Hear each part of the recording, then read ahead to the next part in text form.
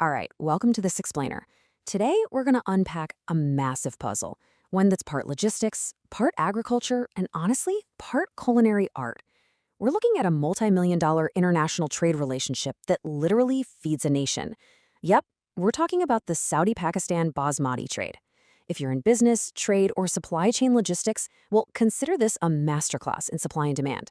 We're going to break down exactly how this massive global operation works step by step. Let's get into it. Here's our roadmap for today. First, we'll look at the Saudi rice market.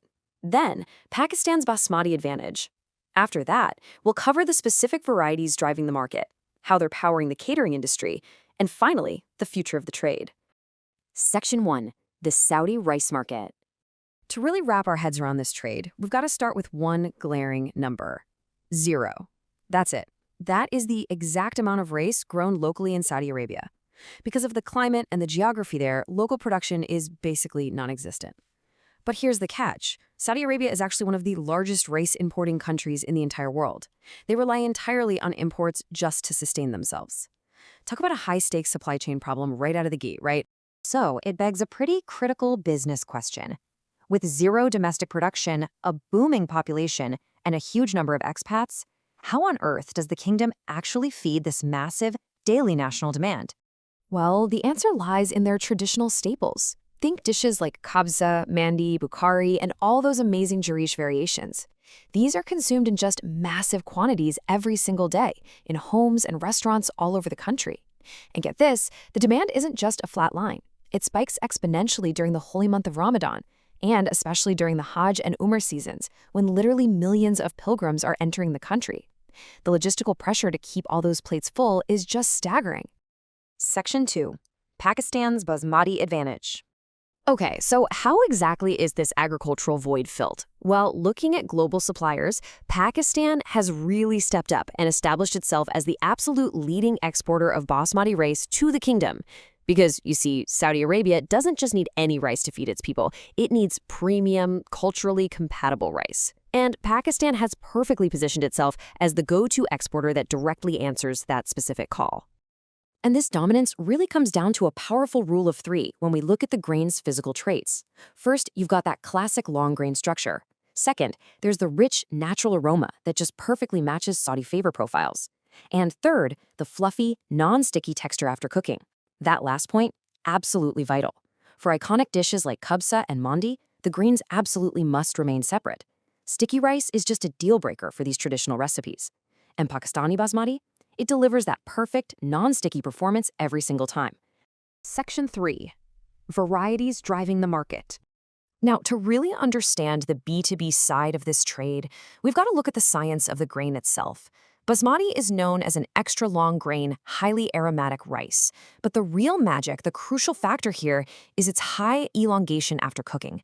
When you cook Pakistani Basmati, it doesn't just plump up and get wider. It actually grows significantly longer. This gives you an incredibly attractive plate presentation, which, let me tell you, is a strict, non-negotiable requirement for high-end restaurants and catering services across the kingdom. And this all builds into a highly sophisticated trade matrix where different varieties precisely target different segments of the Saudi food industry. It's really cool. You have the 1121 Basmati. That's your premium long grain for general retail and standard restaurants. Then there's Super Basmati, heavily preferred for its really authentic traditional taste and aroma. But for the massive bulk catering sector, the 1121 Golden Sella is the undisputed king. And finally, the 1121 Steam Basmati, a premium white rice reserved almost exclusively for luxury hotels and high-end dining where presentation is literally everything. This level of product diversification is exactly why this trade relationship is so rock solid. Section 4. Powering the catering industry. So let's shift our focus to the industrial scale of the commercial hospitality sector. To truly grasp the complexity of this market, you have to think about scale. Cooking for a family of 5 is fundamentally different than cooking for a banquet of 5,000, right? In a home kitchen, you're focused on natural aroma, rich flavor, and a delicate presentation. But commercial catering? Totally different beast. A chef managing bulk prep needs a grain with firm texture, incredible cooking stability, and most importantly, a long holding time. That rice has to sit in warmers for hours without turning into a mushy paste. And remember, Saudi Arabia possesses one of the biggest catering industries in the entire Middle East. The logistics are just mind-bending. We're talking about feeding millions of pilgrims during Hajj and Umrah, on incredibly tight schedules. Add to that massive corporate food services, super complex airline catering operations, and feeding enormous workforces in labor camps. You need absolute bulletproof reliability in your bulk cooking. You simply cannot afford a bad batch of rice when you're literally feeding an entire airline or a massive pilgrim camp.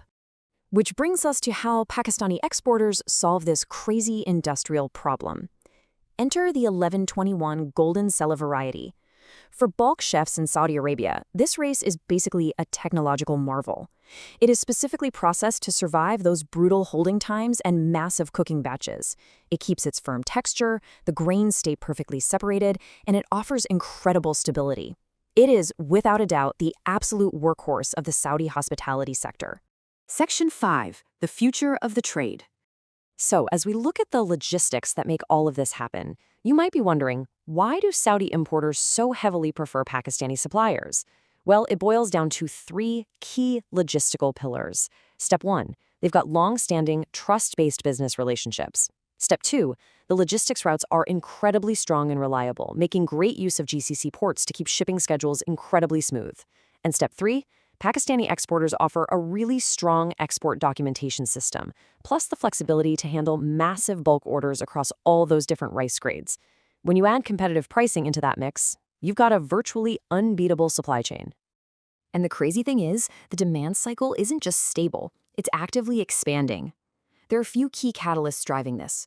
Saudi Arabia is seeing rapid population growth. They're also pushing a major strategic expansion of their hospitality sector. There's a rising general demand for premium food products among everyday consumers. And crucially, we're seeing increasing quotas for Hajj and Umrah pilgrims, which means those massive commercial catering operations we just talked about, they're only going to need to scale up even further. I want to leave you with this final summarizing thought from our source material. Pakistan continues to dominate the premium rice supply in the kingdom. When you sit back and consider the absolute necessity of the product, the perfect culinary match of the grain itself, the specialized varieties catering to both home and industrial use, and the ironclad supply chain connecting these two nations, you really realize the sheer magnitude of this trade. It's an unbroken pipeline of premium agriculture feeding a rapidly growing, dynamic kingdom. So here's the question. How much larger will this logistics network need to grow to meet the Saudi Arabia of tomorrow? That is definitely something for every trade professional to keep an eye on. Thanks so much for joining me on this explainer.